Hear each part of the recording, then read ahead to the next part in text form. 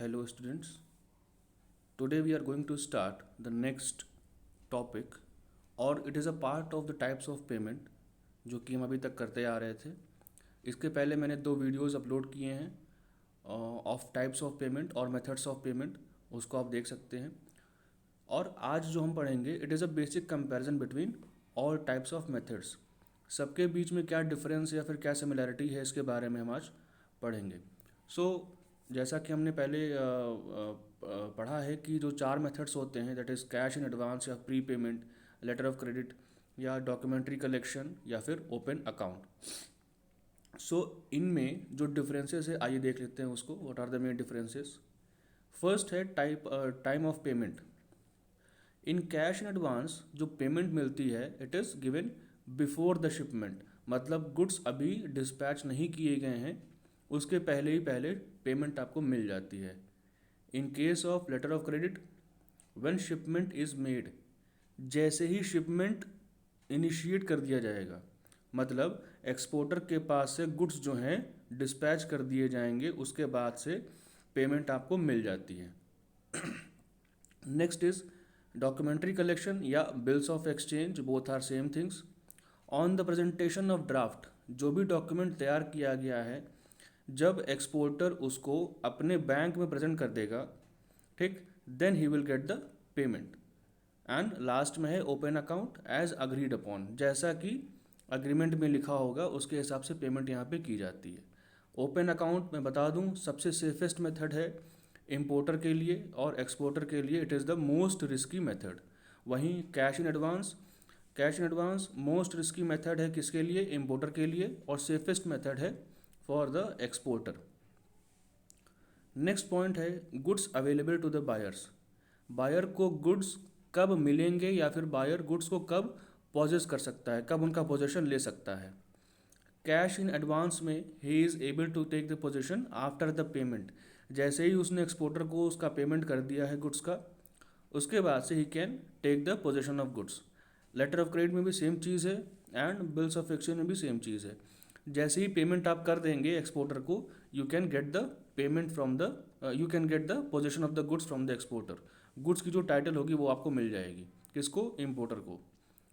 In case of open account you are given the goods before the amount is given, जैसे ही जो आप payment आपको जो पेमेंट आप नहीं करेंगे उसके पहले ही आपको गुड्स का पोजीशन मिल जाता है यहाँ पे। So it is given before the payment of goods. Next is risk to the exporter. Exporter के लिए कितना रिस्क है?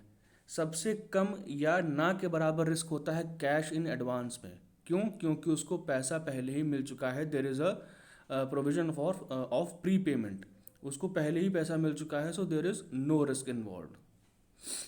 नेक्स्ट, लेटर ऑफ क्रेडिट में it is very little risk. It is because आपको पता है कि इम्पोर्टर के लिए भी और एक्सपोर्टर के लिए भी लेटर ऑफ क्रेडिट जो है एक तरीके से सेफ काम करता है। क्यों? क्योंकि दोनों यहाँ पे बैंक के थ्रू ऑपरेट करते हैं, ठीक, तो लॉस होने का चांस जो होता है वो कम होता है। बिल्स ऑफ एक्सचेंज में there is disposal of unpaired goods. जो भी अनपेड गुड्स हैं, ठीक है, उनके लिए रिस्क होता है। किसके लिए? एक्सपोर्टर के लिए। जैसे कुछ ऐसे गुड्स जो कि ख़राब हो रहे हैं या स्पॉइल हो रहे हैं, तो हो सकता है कि इम्पोर्टर जो है उनकी पेमेंट करने से मना कर दे। And in case of open account relies on the buyer to pay as agreed upon. Open account में क्या है, सबसे ज़्यादा पावर होती है इम्पोर्टर के हाथ में। So it depends upon the importer कि वो कब पेमेंट करता है, या फिर कॉन्ट्रैक्ट में जो एक्सपोर्ट कॉन्ट्रैक्ट है वहाँ पे पेमेंट के बारे में क्या कंडीशंस एंड टर्म्स लिखी गई हैं। Next, risk to the importer. In case of cash in advance relies on the exporter to ship goods as order, ठीक है। रिस्क इम्पोर्टर के लिए कैश इन एडवांस में सबसे ज़्यादा होता है क्योंकि उसने पैसा पहले दे दिया है लेकिन अभी तक गुड्स उसके पास नहीं पहुंचे हैं। In case of letter of credit assured shipment but relies on exporter to ship goods as described in the documents. Shipment तो assured होता है, ठीक, and it is dependent upon the exporter. Exporter के ऊपर डिपेंड करता है कि वो शिपमेंट कब करता है और जो डॉक्यूमेंट्स हैं, डॉक्यूमेंट्स अपने बैंक में कब प्रेजेंट करता है, ठीक। इसके बारे में एक पूरा एक ओवरव्यू लेंगे अभी हम लेटर ऑफ क्रेडिट के बारे में कि कैसे ये काम करता है, what are the main aspects of the letter of credit, इसके बारे में भी हम पढ़ेंगे। In case of documentary collection और बिल ऑफ एक्सचेंज, इंपोर्टर पे जो रिस्क होता है, it relies on the exporter to ship the goods as described in the documents. Documents में जो भी क्राइटेरिया लिखा गया है, जो भी गुड्स की क्वांटिटी लिखी गई है, कितने गुड्स जाने हैं, कितने के जाने हैं, और जो भी टर्म्स एंड कंडीशन लिखी गई हैं, वो सब एक्सपोर्टर पे डिपेंड होता है। सो इंपोर्टर के लिए यहाँ पे थोड़ा सा कम रिस्क होता है। क्यों? क्योंकि उसको पता है कि जो भी गुड्स यहाँ पे हैं, they are protected against any type of document. तो डॉक्यूमेंट दिखाने पे हमें वहाँ से पैसा मिल जाएगा। And in case of open account there is no risk to the importer. क्यों? क्योंकि उसको गुड्स पहले ही मिल चुके हैं और उसने पेमेंट अभी तक नहीं की है। सो आई होप कि ये कंपैरिजन आपको समझ में आ गया होगा between all the four methods. Now just I will move to the next slide, that is letter of credit. What is the basic procedure? काम कैसे करता है letter of credit? इसको समझने के लिए just a second. Yeah. So for the letter of credit, first there are four parties: importer. There are four parties basically, which are buyer, seller, importers bank and exporters bank. So in such case, सबसे पहले buyer जो होगा वो seller के साथ export contract में या फिर सेल कॉन्ट्रैक्ट में एंटर करेगा। First and the foremost sale contract में एंटर करेगा कौन? बायर सेलर के साथ में। जैसे ही कॉन्ट्रैक्ट बना, वहाँ पे सब कुछ लिखा गया होगा, टर्म्स एंड पेमेंट कंडीशंस या whatever are the main aspects contract के। अगेन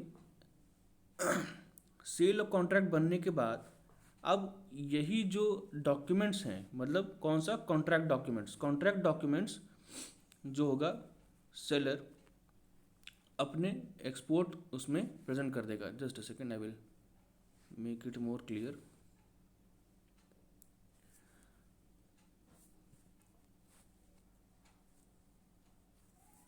यस, तो सबसे पहले क्या है? सेल कॉन्ट्रैक्ट आपका बनेगा between the importer and the exporter.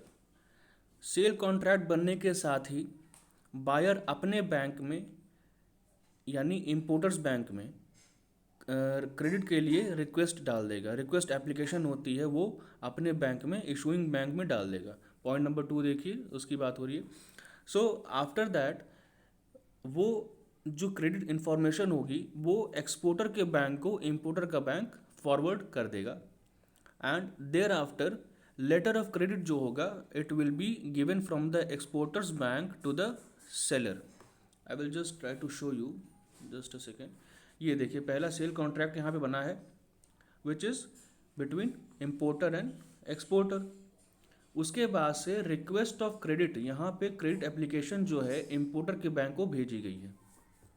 ठीक, अब यही क्रेडिट इन्फॉर्मेशन अगर रिक्वेस्ट भेजी गई और अगर रिक्वेस्ट एक्सेप्ट कर ली है इम्पोर्टर के बैंक ने, देन ये ही रिक्वेस्ट वो क्रेडिट के फॉर्म में एक्सपोर्टर के बैंक को भेज देंगे। And thereafter letter of credit बना के एक्सपोर्टर का बैंक एक्सपोर्टर को फॉरवर्ड कर देगा। ठीक है, ये पूरा प्रोसेस होता है ऑफ लेटर ऑफ क्रेडिट। फिर जैसे ही एक्सपोर्टर के पास लेटर ऑफ क्रेडिट पहुंचा, again he will deliver the goods, क्योंकि उसको पता है कि हाँ अब हमको एलसी मिल चुका है, now I can get the payment immediately. ठीक, उसको पता है कि he can get the payment immediately. So thereafter goods deliver करने के बाद, पॉइंट नंबर 6 देखिए, he goes to the exporter's bank, who the exporter. Exporter अपने बैंक में जाके डॉक्यूमेंट्स को प्रेजेंट करता है। ठीक है, और अगेन वो डॉक्यूमेंट्स जो है इम्पोर्टर्स बैंक को फॉरवर्ड किए जाते हैं, और लास्ट में documents for claim for payments जो है बायर को दे दिया जाता है। ठीक, इस तरीके से पूरा लेटर ऑफ क्रेडिट काम करता है। That is the main overview of letter of credit. किस तरीके से पूरा फ्रेमवर्क है एलसी का, क्या प्रोसेस है। सबसे पहले क्या है, सेल कॉन्ट्रैक्ट बनेगा दोनों के बीच में, उसके बाद से इम्पोर्टर अपने बैंक में क्रेडिट की रिक्वेस्ट डाल देगा, रिक्वेस्ट एप्लीकेशन डाल देगा। रिक्वेस्ट एप्लीकेशन एक्सेप्ट होने के बाद इम्पोर्टर का बैंक जो है वही क्रेडिट इन्फॉर्मेशन एक्सपोर्टर के बैंक को फॉरवर्ड कर देगा कि yes my importer is eligible for opening the. उसके बाद से ये एक्सपोर्टर्स बैंक जो है लेटर ऑफ क्रेडिट को डिलीवर कर देगा to the seller, to the exporter. फिर एक्सपोर्टर के पास जो डॉक्यूमेंट्स हैं, डॉक्यूमेंट्स कौन से, सेल कॉन्ट्रैक्ट वाले डॉक्यूमेंट्स, जहाँ पे सामान की जहाँ पे प्रोडक्ट के बारे में पूरा डिस्क्रिप्शन है और टर्म्स ऑफ पेमेंट के बारे में पूरा बताया गया है, वो डॉक्यूमेंट्स एक्सपोर्टर अपने बैंक को दे देगा। Again that documents will be forwarded to the importer's bank, और इम्पोर्टर बैंक वही डॉक्यूमेंट्स, ये जिसमें मतलब कि क्लेम का या पेमेंट का क्राइटेरिया लिखा हुआ है या फिर कंडीशंस लिखी गई हैं पेमेंट्स की, वो इम्पोर्टर को दे देगा। और इस तरीके से पूरी पेमेंट यहाँ पे एग्जीक्यूट करी जाएगी। आई होप इतना पूरा प्रोसेस क्लियर हो गया होगा आपको। Now we will move further. Now next is type of letter of credit. What are the basic types? First one is irrevocable and revocable letter of credit. A revocable letter of credit can be changed or cancelled by the bank that issued it any time for any reason. ठीक, revocable credit क्या होता है? जैसा कि नाम में ही है कि it can be revoke. Revoke मतलब होता है रद्द कर देना, कैंसिल आउट कर देना। ठीक है, तो लेटर ऑफ क्रेडिट ऐसा लेटर ऑफ क्रेडिट जो कि हम किसी भी टाइम बैंक से कैंसिल करवा सकते हैं, और बैंक अपने ओन बिहाफ पे भी कैंसिल कर सकता है अगर उसको कोई भी रीज़न दिखा वैलिड तो। ठीक, इरिवोकेबल क्या होता है? जस्ट इसका अपोजिट होता है irrevocable. You can not change और cancel it unless everyone agrees. Everyone कौन? Buyer and seller and both the banks. Irrevocable letter of credit provides more security than revocable ones. जाहिर सी बात है, अगर आप मान लीजिए दो पार्टीज़ हैं, इम्पोर्टर एक्सपोर्टर हैं, अगर दोनों के बीच में कोई भी मतभेद हो गया, कोई भी डिस्प्यूट अराइज हो गया, सो इतनी आसानी से अगर कोई भी लेटर ऑफ क्रेडिट कैंसिल करा सकता है तो क्या होगा? कॉन्ट्रैक्ट वहीं के वहीं ख़त्म हो जाएगा। इस तरीके से एक पार्टी को लॉस झेलना पड़ेगा। ठीक, सो इरिवोकेबल लेटर ऑफ क्रेडिट में ये बेनिफिट होता है कि आसानी से वो कैंसिल आउट नहीं हो सकता है जब तक दोनों पार्टीज़ अग्री नहीं करती हैं। Next is confirmed and unconfirmed advised letter of credit. ठीक है, when the buyer arranges a letter of credit they usually do so with their own bank known as the issuing bank. The seller will usually want a bank in their country to check that letter of credit is valid. कह रहे हैं कि यहाँ पे एक तरीके से हम स्क्रूटनी करते हैं, चेक करते हैं कि जो भी लेटर ऑफ क्रेडिट इशू किया जा रहा है वो रियल में वैलिड है या नहीं। ठीक है, फॉर एग्ज़ाम्पल इम्पोर्टर ने तो अपने बैंक से लेटर ऑफ क्रेडिट इशू करवा दिया टू द एक्सपोर्टर। ठीक, लेकिन एक्सपोर्टर के दिमाग में अभी भी डाउट है कि whether this letter of credit is valid और नॉट। इन दैट केस वो कंफर्मेशन लेता है वहाँ पे। ठीक है, in that case he confirms whether the letter of credit is provided is valid or not. For extra security, the seller may require the letter of credit to be confirmed by the bank and checks it. अपने bank से बोलेगा कि दोबारा इसको जो है importer के bank से आप चेक करिए। By confirming the letter of credit, the second bank agrees to guarantee the payment even if the issuing bank fails to make it. ठीक, यहाँ पे पॉइंट समझना क्या लिखा हुआ है कि कंफर्म करने के बाद, लेटर ऑफ क्रेडिट कंफर्म करने के बाद अगर तभी भी एक्सपोर्टर यहाँ पे ट्रस्ट नहीं करता है to the importer's bank, so exporter का बैंक खुद कहता है कि we guarantee you the payment if the importer bank fails. ठीक है, अगर इम्पोर्टर का बैंक जो है पेमेंट नहीं कर पाता है तो आप हमसे पेमेंट ले लीजिएगा। ठीक है, सो a confirmed letter of credit provides more security than unconfirmed one. ठीक है, सो दो तरीके के होते हैं, confirmed and unconfirmed. confirmed के केस में क्या होता है कि एक्सपोर्टर जो है अपने बैंक से कहता है कि इंपोर्टर के बैंक से पता करो कि जो एलसी उसने इशू किया है, जो लेटर ऑफ क्रेडिट उसने इशू किया है, वो अप्रूव्ड है कि नहीं, वो वैलिड है कि नहीं। और अगर इन केस तभी भी दिक्कत आती है, ठीक, सो एक्सपोर्टर का बैंक खुद कहता है कि इफ़ इंपोर्टर का बैंक आपको पेमेंट नहीं कर पाता है, then we will provide you the payment. In case of unconfirmed LC, the advised bank forwards an unconfirmed letter of credit directly to the exporter without adding its own undertaking to make payment or accept responsibility for payment at future date but confirming its authenticity। यहाँ पे कहने का मतलब ये है कि अगर letter of credit unconfirmed हुआ, ठीक, वहाँ पे कोई भी रीचेक नहीं हुआ है, कोई भी उसकी स्क्रूटनी नहीं हुई है, इस केस में क्या होता है, एक सिंपल सा लेटर ऑफ क्रेडिट डॉक्यूमेंट के फॉर्म में एक्सपोर्टर को बना के भेज दिया जाएगा, जहाँ पे बैंक की कोई भी लाइबिलिटी नहीं होगी, ठीक है, इशूइंग बैंक की या फिर एक्सपोर्टर के बैंक की कोई भी लाइबिलिटी नहीं होगी। यहाँ पे अगर पेमेंट नहीं हुआ तो नहीं होगा, ठीक। It it totally depends upon the exporter कि आपने अपने बिहाफ पे क्यों नहीं उसको रीचेक करवाया, ठीक है। So in case of unconfirmed LC वहाँ पे कोई भी रिस्पॉन्सिबिलिटी बैंक की नहीं होती है, but in case of confirmed LC there is responsibility of the bank to make the payment या to make the assured payment. Next is transferable letter of credit.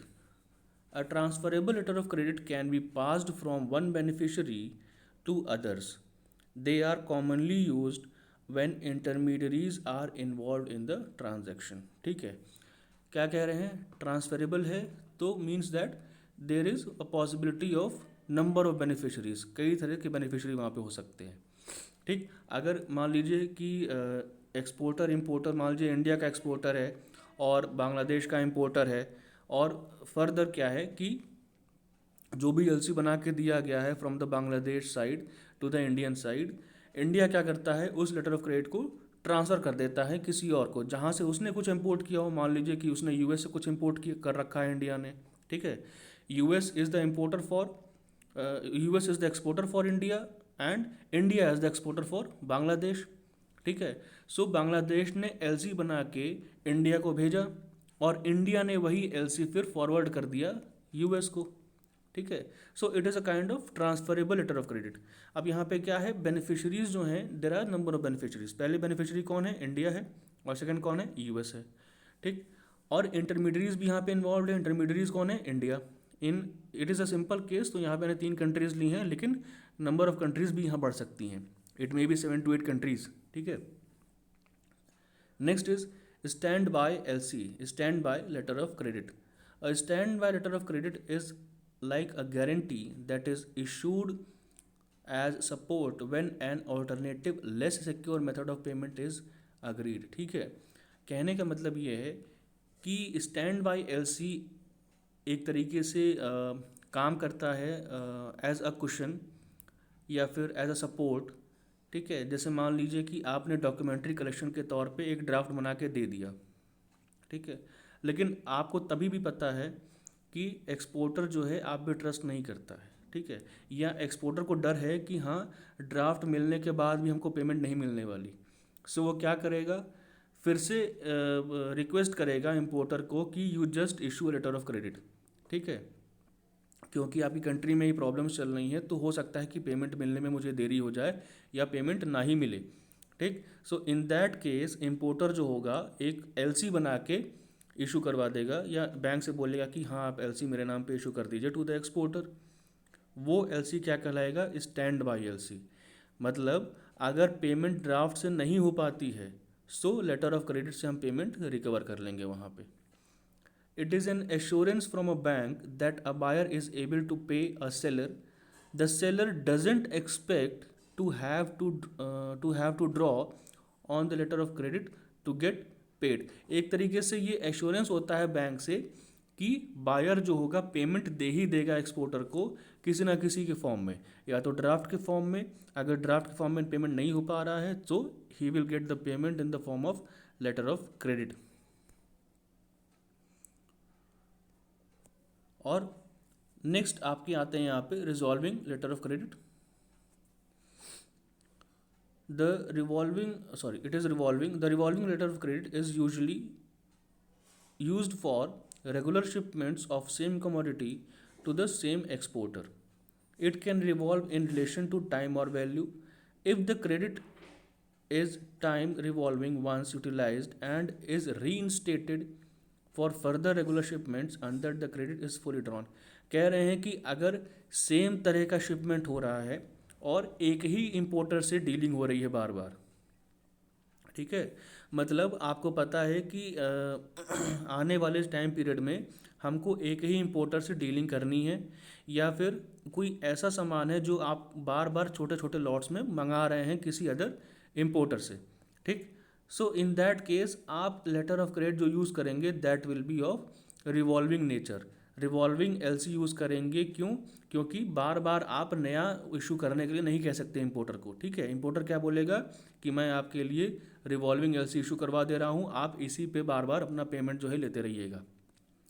Revolving letter of credits are used to avoid the need for repetitious arrangement of opening और amending letter of credit, ठीक है।